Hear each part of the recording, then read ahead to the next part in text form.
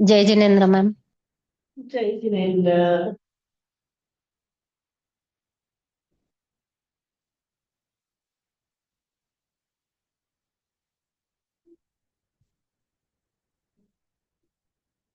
हम लोग प्रेयर शुरू करें। Let others join. मेरी आवाज आ रही है ना?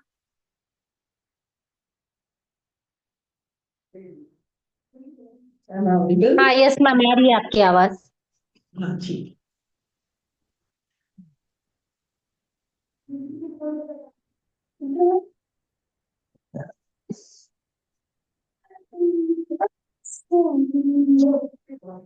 दर्शनम पापनाशनम दर्शनम स्वर्ग सोपानम दर्शनम मोक्ष साधनम दर्शनम मोक्ष साधनम। सबको जय जिनेन्द्र। जय जिनेन्द्र मैम।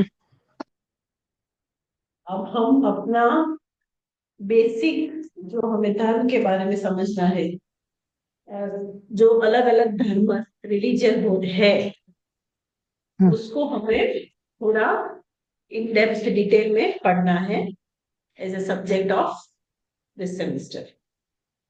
ओके तो मैम। साधारण तो हमको दिखता है ना, हमारे भारत में बहुत अलग अलग प्रकार के धर्म हैं। चाहे उससे बोल दीजिए हिंदू धर्म, इस्लाम, बौद्ध, फिर ईसाई भी है। इस प्रकार हम देखें ना तो शैविज्म, वैष्णविज्म, मतलब इतने सारे धर्म है। तो उस जो धर्म है उनकी ऐतिहासिकता क्या हे पण होती घ्या। है, हिस्टोरिसिटी क्या है, उसको हमें जानना है। परंतु ये जो भी धर्म है ना, जितने भी धर्म है, सारे धर्म एक दूसरे से अलग अलग है। तो जितनी भी ऐतिहासिकता है धर्म की, या कि धर्म की जो जो मान्यताएं हैं, उसका जो जो आधार है, तो सारे धर्म का अलग है। जबकि सबको धर्म ही कहा जाता है, पर फिर भी हाँ। सबका बेस, सबका आधार, सबकी मान्यताएं अलग है। यस और नो? हम्म। सब सेम है? नहीं। तो इसीलिए यहाँ धर्म दर्शन में हम उसके ऐतिहासिक धर्म को व्यवहार के आधार पर और उसके मूल्यांकन, यानी कि उसके बिलीफ्स, उसके रिचुअल्स, उसके आधार पर हम समझने की कोशिश करें। तो धर्म दर्शन उस दार्शनिक क्रिया का नाम है जो धर्म का बौद्धिक विवेचन करता है। बौद्धिक मतलब बौद्ध धर्म नहीं, उसका बोध देता है, उसको उसके लर्निंग्स देता है, उसके टीचिंग्स को हमको समझाता है। ठीक है? तो हर एक धर्म के अलग यस है मैम। ना, तो उसको हम समझने की कोशिश करें। धर्म का दार्शनिक विवेचन धर्म दर्शन है। अभी धर्म दर्शन जो है विश्व के विभिन्न धर्मों के इतिहास को बताता है। उसकी एंथ्रोपोलॉजी यानी कि मानव शास्त्र, धर्म मानव शास्त्र पे कैसे काम करता है उसको समझाता है। फिर क्या बताता है कि सोशियोलॉजी, समाज शास्त्र में धर्म का क्या महत्व है। अगर समाज में धर्म नहीं रहेगा तो हाउ इट विल बी, मतलब वी कांट इवन इमेजिन कि अगर धर्म नहीं रहेगा, सब में नैतिकता नहीं रहेगी, ऑनेस्टी नहीं रहेगी, तो कहाँ जाएगा। जैसे जैसे काल उतरता जा रहा है वैसे वैसे चेंजेस हमको दिख रहे हैं। जो पहले धर्म प्रामाणिकता थी, धर्म था, वो आज नहीं है। आज तो नए पैकेट में बेचो तुमको चीज पुरानी, वैसा हो गया है। तो उस हिसाब से समाज शास्त्र में धर्म का महत्व क्या है। फिर हमको और भी क्या देखना है, धर्मों का तुलनात्मक अध्ययन, मतलब कि एक धर्म को दूसरे धर्म के साथ कंपेयर करना है। कंपेयर करना है, क्यों करना है?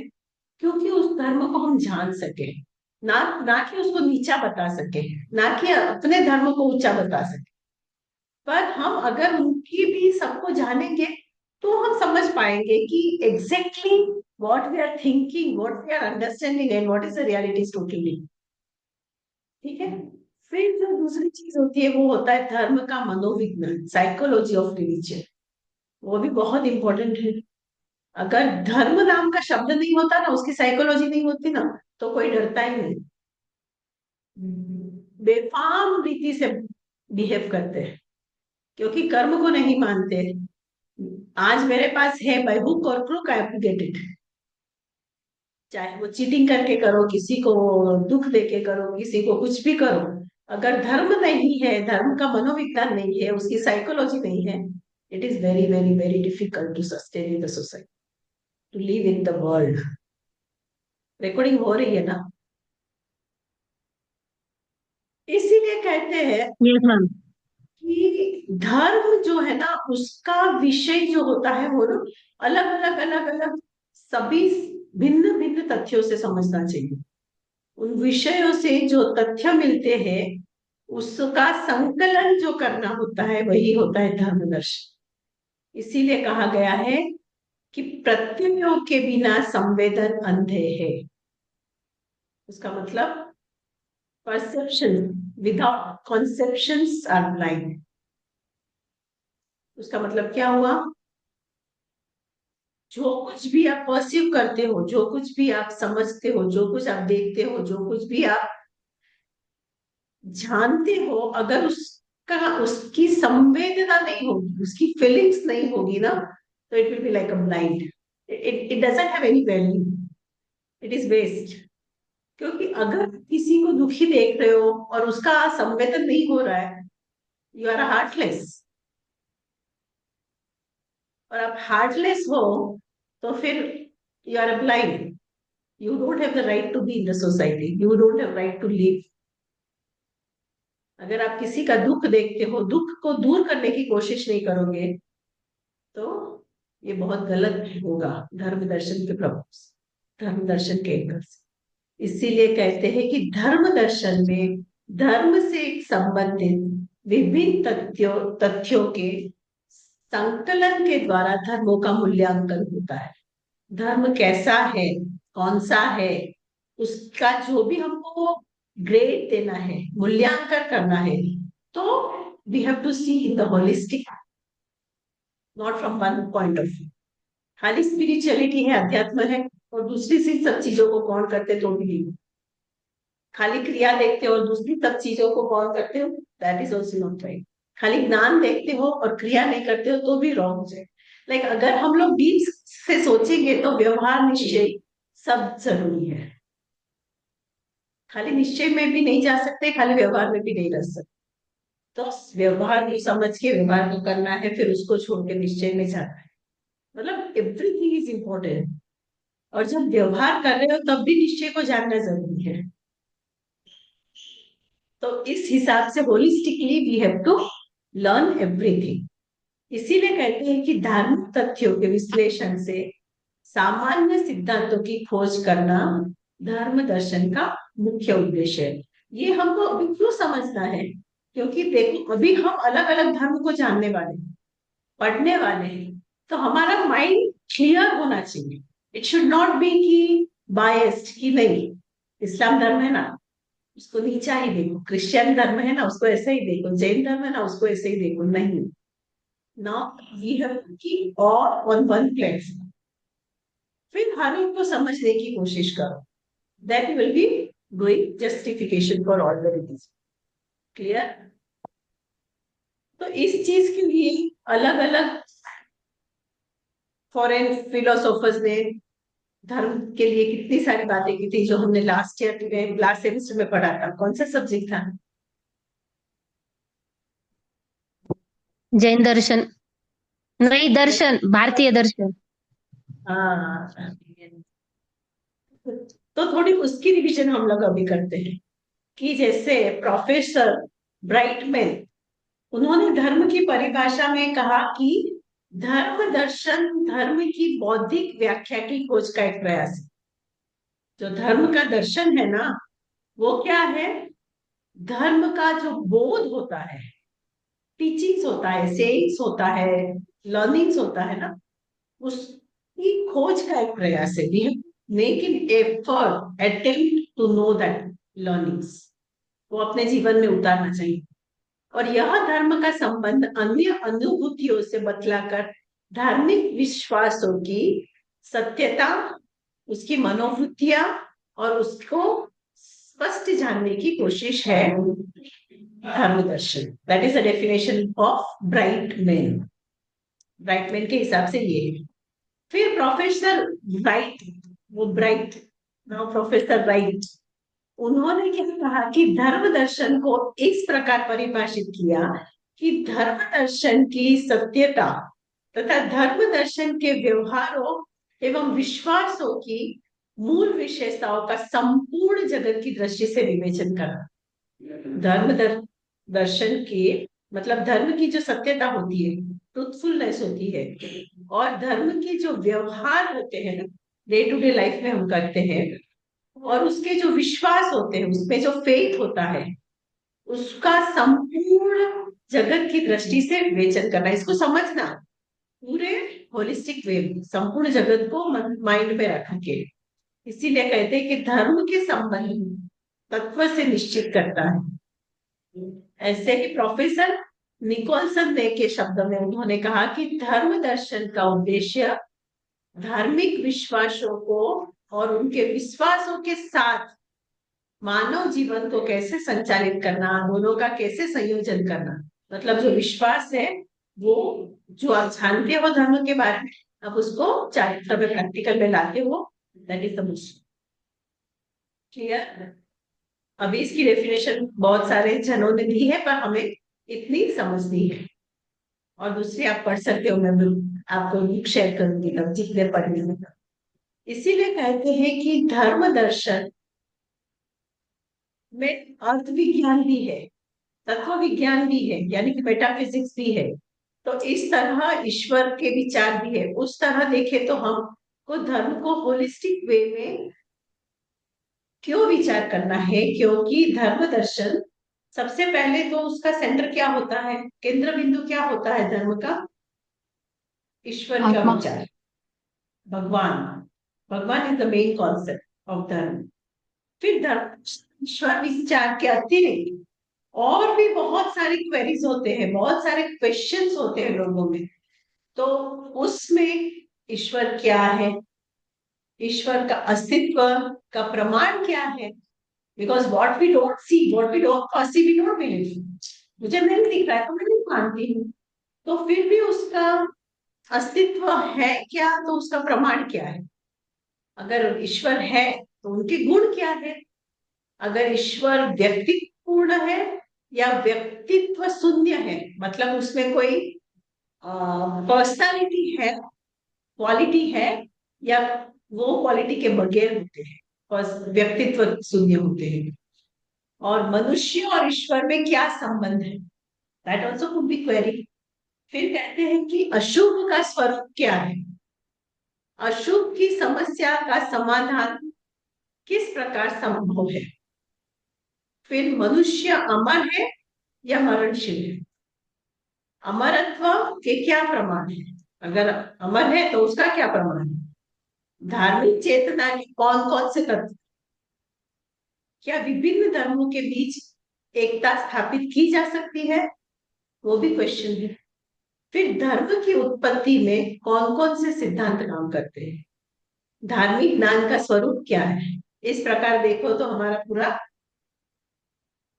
20 मिनट टॉपिक मिल जाएंगे, जितने चाहिए उतने, है ना? ये सारे इंटरेस्टिंग टॉपिक है। इस प्रकार कहते हैं कि धर्म का स्वरूप, धर्म की क्रिया, धर्म के मूल्य, धर्म के आदर्श, धर्म की विशेषताएं, धर्म में मानवीय आत्मा की समस्या क्या है, ईश्वर का अस्तित्व का प्रमाण क्या है। तो ये सारी चीजों को देखता है तो धर्म is the most important concept that each and everyone should be knowing about. अभी कहते हैं कि देखो, धर्म दर्शन का लक्ष्य धार्मिक प्रत्ययों का विश्लेषण है। उसमें गॉड हो गया, पवित्रता, ईश्वर हो गई, मुक्ति कैसे मिलती है, मुक्ति पाने के लिए क्या उपासना करना, फिर सृष्टि क्या है, सेक्रीफाइसेस क्या होते हैं, शाश्वत जीवन क्या है, धार्मिक प्रवृत्तियां क्या होती है। इस प्रकार धर्म दर्शन के इतिहास का विवेचन हमें जानना बहुत जरूरी। तो अभी देखते हैं हिस्ट्री ऑफ फिलोसॉफिकल रिलीजन, जो आप लोग ने लास्ट सेमेस्टर में पढ़ा ना, उसके ऊपर थोड़ी लाइट डालते हैं। उसमें हम लोगों ने तो बहुत सिलेक्टिव पढ़ा, पर फिर भी उसकी हिस्ट्री क्या है उसको मोटे मोटे रूप से देखने की कोशिश करते हैं। We can not go in depth. Depth में तो जो लास्ट क्लास सेमेस्टर में जाना था उतना जाके आए, पर now we can see the outline. तो धर्म दर्शन जैसा ऊपर कहा गया है, धर्म दर्शन की जो शाखाएं होती है, जो विचार होते हैं, उसके अनुरूप धर्म दर्शन का इतिहास है ना, 755 से शुरू हुआ, उसमें आरंभ हुआ। जब यूं यूं क्या कि भूल गए क्या चीज में? यूं यस में मैम। जो थियरी, डॉक्टर यूं, HUME, तो उन्होंने एक पुस्तक लिखी थी जिसका नाम था the natural history of religion. ठीक है, वो हम लोग ने शायद पढ़ा भी नहीं था लास्ट सेमेस्टर। नो मैम, इतना नहीं था हमको यूं। हाँ, ये बुक का देखा नाम नहीं था मैम।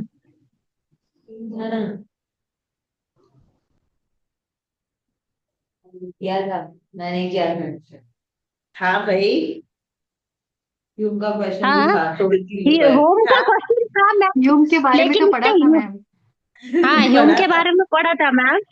लेकिन वो इतना डीप में उनकी बुक क्या है उसमें क्या, वो नहीं पढ़ा था हमने।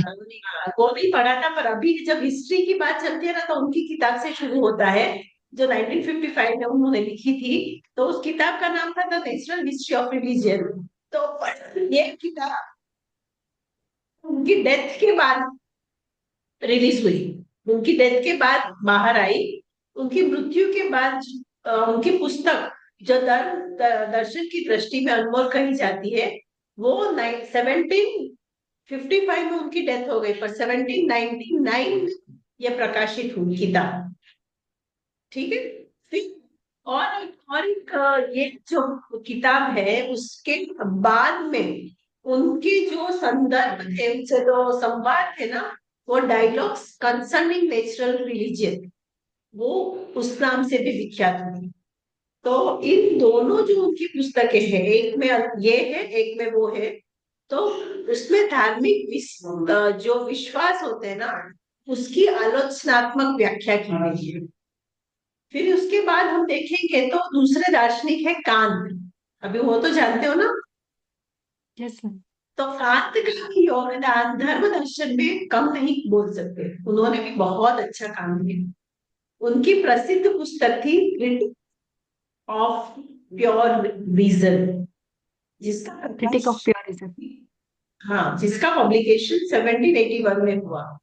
और यहाँ इसमें उन्होंने ईश्वर को सिद्ध करने के लिए बहुत सारी परंपरागत युक्तियों का भी खंडन किया। जो परंपरा से जो युक्तियां चली आ रही थी, जो बिलीफ चले आ रहे थे, उन सबको उनका खंडन किया। पर कांत की जो पुस्तक थी क्रिटिक्स ऑफ प्रैक्टिकल रीजन, जिसका प्रकाशन 1788 में बाद में हुआ, तो उसमें ईश्वर को प्रमाणित करने के लिए उन्होंने बहुत सारे नैतिक तर्क की स्थापना की।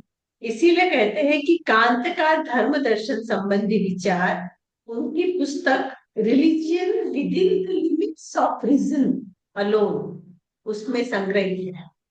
तो इस पुस्तक का प्रकाशन हमको 1793 में भी मिला, प्रकाशन हुआ। तो इसीलिए धर्म दर्शन को लोकप्रिय बनाने का श्रेय हेगल को जाता है, जिन्होंने अपने lectures on the philosophy of religion में बहुत सारी बातें बताई थी। और ये किताब भी उनकी मृत्यु के पश्चात 1832 में बाहर आई। इस प्रकार कहते हैं कि धर्म दर्शन के अनेक विद्वानों पर हेगल का प्रभाव दिख पड़ता है, जिसको हमने नहीं पढ़ा था।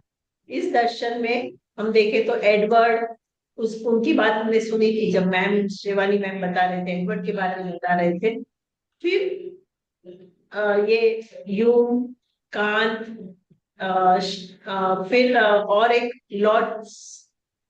लोटेस करके हैं, उनके बारे में भी हमने पढ़ा नहीं था, पर उनका भी बहुत बड़ा हाथ रहा है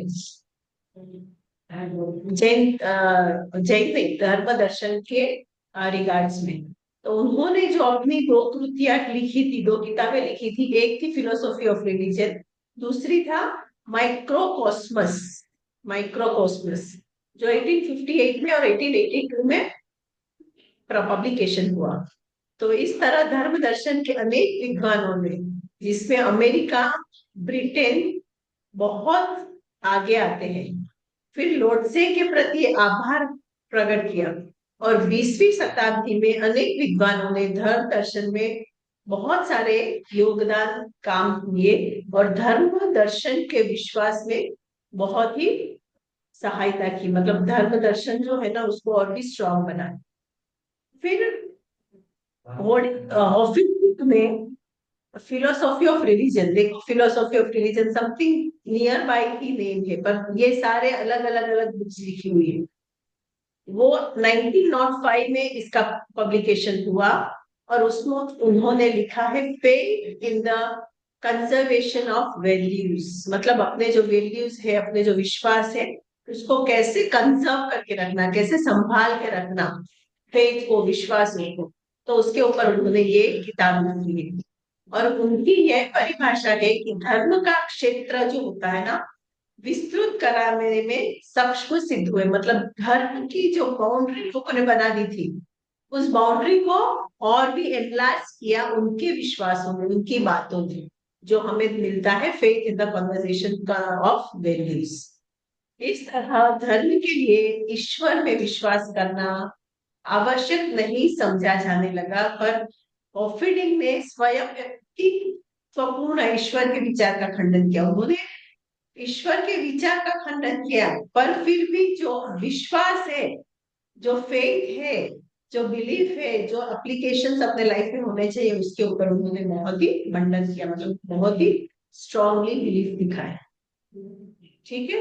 इस प्रकार धर्म की दर्शन की प्रकृति में विलियम्स जेम्स का भी महत्वपूर्ण स्थान रहा है। उन्होंने अपनी एक पुस्तक लिखी थी जिसका नाम था the varieties of religious experiences. Varieties of religious experiences, उसमें उन्होंने अपनी धार्मिक अनुभूतियों का विवेचन किया है। और वो कहते हैं कि अगर पुस्तक देखो मनोवैज्ञानिक है, फिर भी धर्म दर्शन से संबंधित जो विभिन्न विषय होते हैं ना, उसकी चर्चा भी यहाँ पे होती है। और कौन कौन से विषय होते हैं धर्म दर्शन के अलावा? वो होता है रहस्यवाद, मिस्टिसिज्म, फिर होता है रहस्यात्मक अनुभूति, जो रहस्यमय बातें हैं ना उसकी अनुभूति। फिर आता है धर्म परिवर्तन, मतलब जो कन्वर्ट होते हैं ना, कन्वर्जेशन, वो। फिर आता है सिद्ध जनत्व, यानी कि सेंटलीनेस, प्रार्थना करना। इन आदि विषयों की विवेचना भी मनोवैज्ञानिक की दृष्टिकोण से बहुत महत्वपूर्ण रखता है। इसीलिए विलियम जेम्स ने भी कहा कि मानव की जो कोई भी प्रतिक्रिया होती है ना, यानी कि धर्म का उद्देश्य उन्हें व्यवहारिक रूप में और भी अच्छा बनाता है, स्ट्रॉन्ग बनाता है, ऑनेस्ट बनाता है, संवेदनशील बनाता है। क्योंकि धर्म अर्थ है ईश्वर में विश्वास हो। अगर आप धार्मिक हो तो उसका मतलब क्या हुआ कि आप ईश्वर में विश्वास करते हो। अतः उन्होंने विश्वास को धर्म का मानसिक आधार बताया। धर्म का जो मानसिक आधार है ना, वो विश्वास। अगर विश्वास ही नहीं है तो आप कुछ कर सकते हैं। अगर आप किसी को आत्मा के बारे में बोलो और उसको उसमें विश्वास नहीं है, तो आप ऊपर से नीचे गिर जाओ, फिर भी आप नहीं समझा सकते। It is next to impossible. और अगर आपको विश्वास है तो भगवान हर जगह है, वो भी विश्वास आप उसको दिला सकते हैं। मतलब it plays a major role, आपका जो विश्वास है। उस प्रकार उन्होंने आगे बढ़ते बढ़ते JME मेटागट उन्होंने कहा कि जैन तो मुझे आ रहा है, धर्म दर्शन में जो प्रधानता होती है, जो मुख्य मेन इंपॉर्टेंट है, वो सारी है धार्मिक विचारों की समालोचना। ये उन्होंने लिखा है उनके डॉगमास ऑफ रिलीजन में। उन्होंने इस पुस्तक में के द्वारा ईश्वर के व्यक्तित्व का खंडन किया तथा अमरत्व की भावना में विश्वास कर रखा कि जीव आत्मा मरती नहीं है, वो अमर कैसे है। और इसका पब्लिकेशन हुआ था 1906 में। फिर 1912 में देखो तो धर्म दर्शन के इतिहास में और एक मुख्य बहुत बड़ा टर्निंग पॉइंट आया। ये बहुत मुख्य वर्ष था क्योंकि यहाँ इस वर्ष में W.E. हॉकिंस उनकी पुस्तक जो आई थी the meaning of God in human experience, और उनकी और ये और एक थे दुर्खेयम, उन्होंने भी 1912 में ही उन्होंने एक किताब लिखी थी the elementary forms of religious life. तो इन पुस्तकों में जो धार्मिक विश्वासों की, जो धार्मिक व्यवहारों की जो विवेचना की है, जो सामाजिक दृष्टिकोण से की गई है, तो इसने समाज के सारे लोगों का मन एकदम चेंज करके टर्निंग पॉइंट लाया। इसीलिए 1912 में ये हुआ और ये वो साल बहुत इंपॉर्टेंट था। और 1917 में ऑटो की एक पुस्तक आई जिसमें लिखा था, जो थी the idea of the Holi का प्रकाशन हुआ। उस पुस्तक में के द्वारा भी धर्म की व्याख्या एक विशेष प्रकार की अनुभूति से हुई है। उसमें उन्होंने कहा है कि धार्मिक चेतना के लिए तत्व की एकमात्र आधार होना चाहिए। उन्होंने कहा कि ज्ञान बुद्धि से पूर्णत होना चाहिए और इस प्रकार स्पेस टाइम एंड डीटी मतलब भगवान, स्पेस टाइम एंड डेटी, उस बुक का भी प्रकाशन किया गया। इस प्रकार आप देखो ना तो किस प्रकार धर्म दर्शन की हिस्ट्री चली आ रही है। फिर वाइटमैन ने अपनी पुस्तक में कहा प्रोसेस इन रियलिटी, उसके द्वारा उन्होंने ईश्वर की व्याख्या समसामयिक विज्ञान एवं दर्शन के विकास की दृष्टि से करने का प्रयास किया। और उन्होंने उनकी जो किताब थी वो थी फिलोसॉफिकल थियोलॉजी, जिसका प्रकाशन 1930 में हुआ और धर्म दर्शन की साहित्य एकदम समृद्ध हो गया। The two sources of religion and morality, यह बुक भी बहुत इंपॉर्टेंट है जो 1932 में पब्लिश हुई थी। और इसकी पुस्तक में क्या बताया था कि बुद्धि और आत्मानुभूति के संबंध में चर्चा की गई है। आपकी जो बुद्धि है और जो आत्मा अनुभव करता है, तो उसमें उस चर्चा प्रकरण की उन्होंने कोशिश की है। और उस किताब में नीति और धर्म संबंधी विचारों का भी उल्लेख किया है। नैतिकता उनकी मतानुसार दो प्रकार की होती है, एक तो स्टैटिस्टिक मोरालिटी और दूसरी डायनामिक मोरालिटी। स्टैटिस्टिक मतलब नैतिकता और डायनामिक मतलब अस्थिर नैतिकता। तो नैतिकता की तरह धर्म के भी दो प्रकार हैं, जो एक स्थिर धर्म है यानी कि स्टैटिक रिलीजन, और दूसरा है अस्थिर धर्म यानी कि डायनामिक रिलीजन।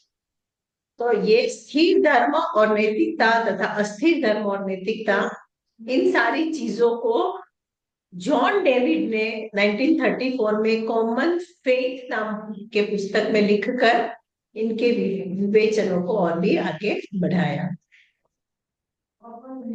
जिनके कौन स्वरूप क्या हुआ, अनेक प्रकार के वाद विवाद भी उत्पन्न हुए।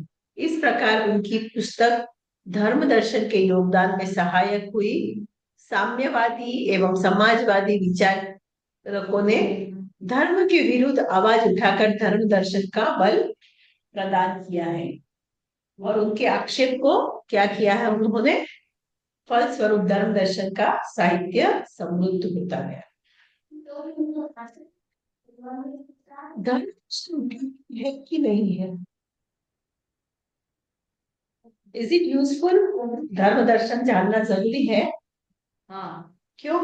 Yes ma'am. क्योंकि उससे पता चलता है कि कौन सा धर्म क्या मान रहा है और कैसे वो वर्क कर रहे हैं और कैसे हमें वर्क कराना है, यस, हमें क्या कैसे जीना है, जीवन जीने की कला जियो और जीने दो। हाँ, क्या बोल रहे थे आप? जानना जरूरी है मैम, ये बोल रहे Yes. थे।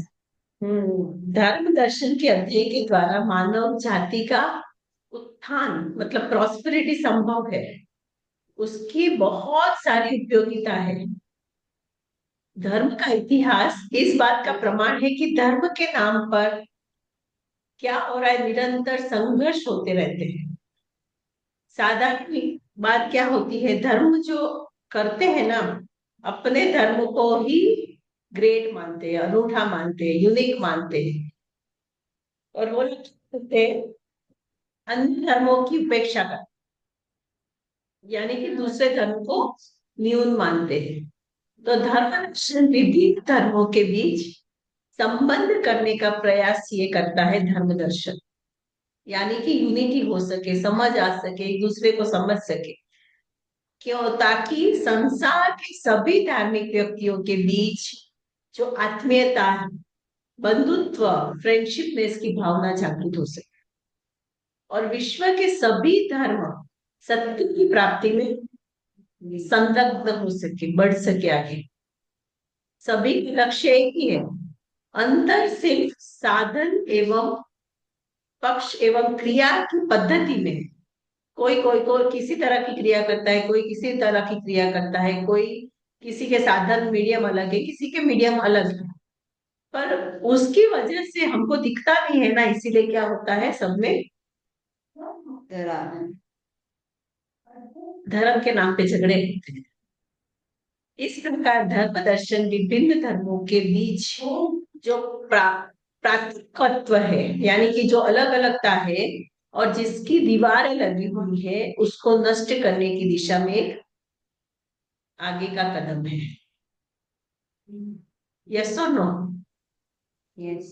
इसीलिए कहते हैं यस कि मैम। धर्म दर्शन की दूसरी, ये उसका पहली उपयोगिता हुई।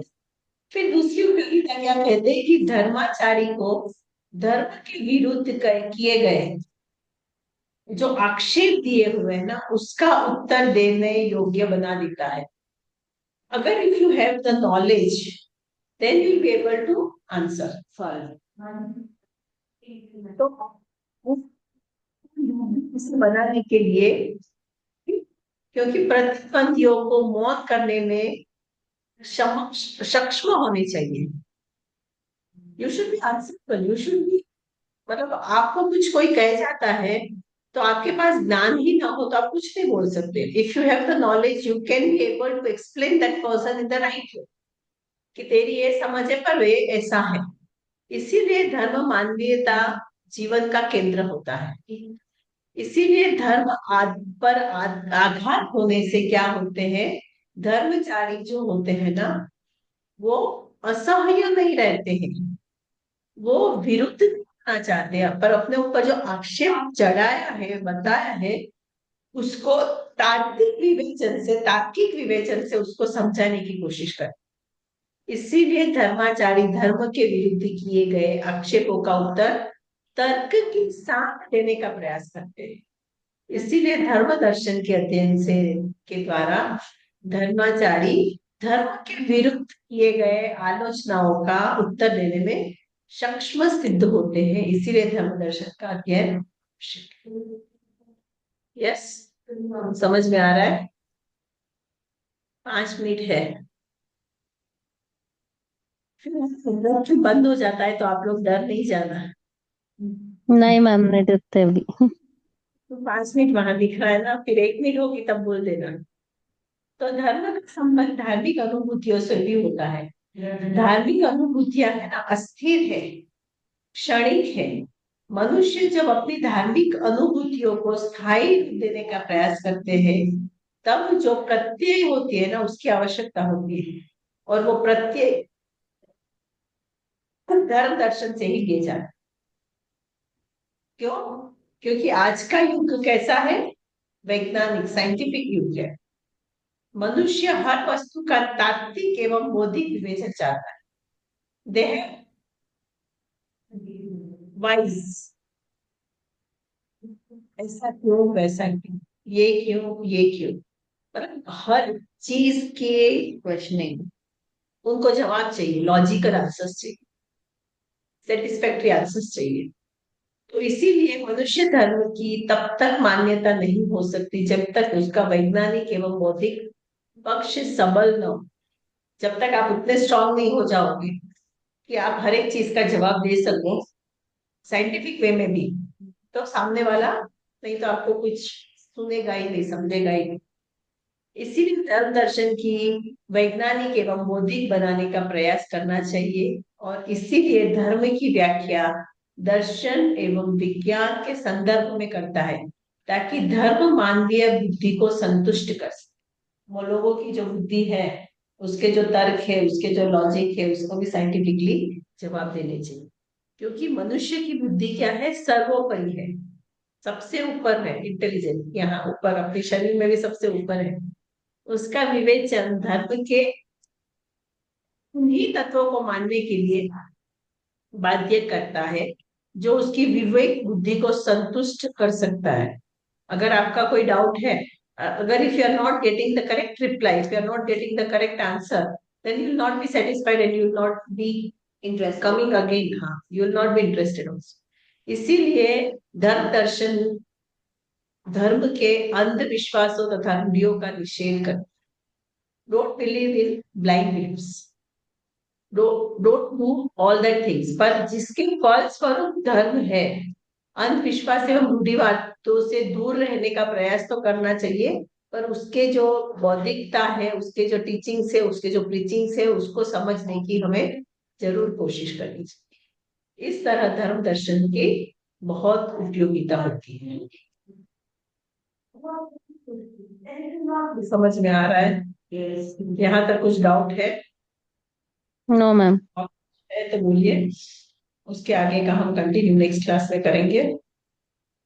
Okay ma'am. इंदु जी, कैसा रहा आपका ट्रिप? जय जिनेन्द्र मैम। जिनेन्द्र, आप आए अभी? अच्छा। हाँ, आप आए नहीं हो अभी? यू आर नॉट आ गई बैक? ना। आ गए? नो आई आ गए, कल रात को आए। अच्छा, आपका अच्छा मुंह था, एकदम बहुत छोटा अच्छा हो था। गया। अच्छा रहा? हाँ, कैसी रही यात्रा? बहुत बढ़िया रही, बहुत बढ़िया, बहुत अच्छी रही। हम्म, और और बताइए, बस कैसा रहा आपकी आपकी एक्सपीरियंस फर्स्ट आपकी रिकॉर्डिंग्स होगी ना, मैं देख लूंगी। हाँ हाँ, है, सब डाली हुई है ग्रुप में। ठीक है। और बताइए। और बस, और सब बढ़िया। ये महीना थोड़ा सा रहेगा, अभी 17 को भी जाऊंगी अच्छा। तो 3 तक आऊंगी, तो ये महीना तो थोड़ा सा क्लास मेरा डिस्टर्ब ही रहेगा। अच्छा, और हम्म। मैंने स्टडी मटेरियल भी भेज दिया है आप लोग को, जो जो हम हाँ, करने ग्रुप वाले में हैं। जो आप भेज रहे हैं वो तो मैं सेव कर रही हूँ, जो जो आप भेजे हैं।